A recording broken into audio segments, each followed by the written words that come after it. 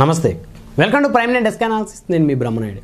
మొత్తానికి చూస్తే prime nine news ప్రత్యేకించి పర్యవేక్షించినటువంటి నియోజకవర్గాల్లో జనసేన ఎక్కడైతే బలంగా పోటీ చేసి వారు వన్ సైడ్ అయ్యేటువంటి నియోజకవర్గాలు ప్రైమ్ నైన్ న్యూస్ ప్రత్యేకంగా కొన్ని నియోజకవర్గాలను పర్యవేక్షించి ఒక లిస్ట్ అయితే రెడీ చేసిన పరిస్థితి ఉంది. సో దాంట్లో కనుక ప్రధానంగా కనుక చూస్తే కొన్ని నియోజకవర్గాలు అంటే ఆ నియోజకవర్గాలు ఆల్రెడీ బలమైనటువంటి అభ్యర్థులు ఉన్న పరిస్థితి ఉంది. సో కాబట్టి టీడీపీ జనసేన కూటమిలో కనుక ఈ అభ్యర్థులు పోటీ చేస్తే ఖచ్చితంగా వైకాపాకి భారీ మెజార్టీతో వైకాపాని క్రాస్ చేసి భారీ మెజార్టీతో గెలుపొందే అవకాశాలు ఉంటాయి. సో ఆ నియోజకవర్గాలు ఏంటి ఒకసారి కనుక చూస్తే తణుకు నియోజకవర్గం, అదేవిధంగా తాడేపల్లిగూడెం, అదేవిధంగా నరసాపురం, అదేవిధంగా భీమవరం, రాజానగరం, రాజోలు, పీగన్నవరం, అమలాపురం, చిత్తూరు, దర్శి, గిద్దలూరు, మచిలీపట్నం, రాజమండ్రి రూరల్, పెందుర్తి, యలమంచిలి, గాజువాక, పిఠాపురం, కాకినాడ సిటీ, కొత్తపేట, తెనాలి దాదాపు ఈ 20 అసెంబ్లీ నియోజకవర్గాలు జనసేన పార్టీ భారీ మెజార్టీతోటి అసెంబ్లీకి వెళ్ళే నియోజకవర్గాలు చెప్పొచ్చు. ఈ నియోజకవర్గాల్లో జనసేన పార్టీకి పోటీ ఉండదని చెప్పుకోవచ్చు. వైకాపా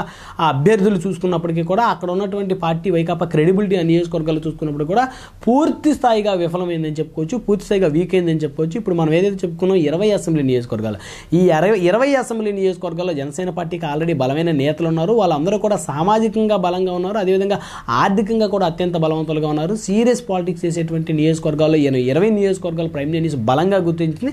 ఈ నియోజకవర్గాల్లో జనసేన పార్టీ తరఫు నుంచి పోటీ చేసిన అభ్యర్థులు కనీసం 50,000 భారీ మెజార్టీతో గెలిచేటువంటి అవకాశాలు ఉంటాయి. అయితే ఈ నియోజకవర్గాలు కాకుండా మరొక 20 నియోజకవర్గాలు దగ్గర జనసేన అభ్యర్థులు ఖచ్చితమైనటువంటి పోటీ ఇచ్చి గెలిచేటువంటి నియోజకవర్గాలుగా చెప్పొచ్చు. అయితే ఇప్పుడు మనం ఏదైతే చెప్పుకున్నాం 20 నియోజకవర్గాలు, ఈ 20 నియోజకవర్గాల్లో జనసేన టీడీపీ కూటమి తరపు నుంచి పోటీ చేసిన జనసేన అభ్యర్థులకి ఈ నియోజకవర్గంలో పోటీ లేదని చెప్పుకోవచ్చు. ఎందుకంటే గతంలో కూడా చూస్తే ఇప్పుడు మనం చెప్పుకున్నటువంటి 20 నియోజకవర్గాలు ఏతోనే ఈ 20 నియోజకవర్గాల్లో టీడీపీ జనసేన రెండు కూడా ఇండివిజువల్గా భారీ ఓట్ బ్యాంక్ను సాధించింది. 20 నియోజకవర్గాల్లో గెలిచినటువంటి వైఎస్ఆర్ కాంగ్రెస్ పార్టీ అభ్యర్థులు ఎవరైతే ఉన్నారో అతి తక్కువ మెజార్టీతో గెలిచిన పరిస్థితి ఉంది. సో కాబట్టి ఇప్పుడున్న పరిస్థితుల్లో వారి గ్రాఫ్ కూడా ఆ నియోజకవర్గాలు పూర్తిస్థాయిగా పడిపోయింది. కాబట్టి ఈ 20 నియోజకవర్గాలు జనసేన అభ్యర్థులకు దాదాపు 50,000 పైచలకు మెజార్టీ వచ్చే నియోజకవర్గాలు మనం అయితే గుర్తించాం.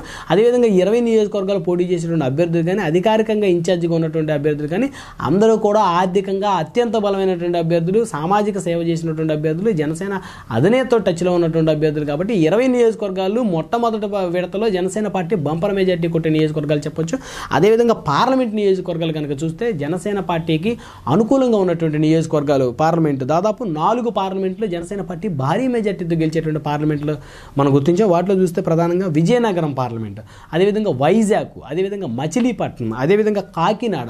సో ఈ 4 పార్లమెంటు స్థానాలు కనుక చూస్తే ఇక్కడ జనసేన టికెట్లను ఆశిస్తున్నటువంటి అభ్యర్థులు ఎవరైతే ఉన్నారో వారు ఆర్థికంగా అత్యంత బలవంతులు, సామాజికంగా బలవంతులు. ఇందులో మచిలీపట్నం సంబంధించి ఆల్రెడీ వల్లభనేని బాలశౌరి గారు గతంలో ఎంపీగా పనిచేశారు, ప్రస్తుతం కూడా మచిలీపట్నానికి ఆయన సిట్టింగ్ ఎంపీగా ఉన్నారు.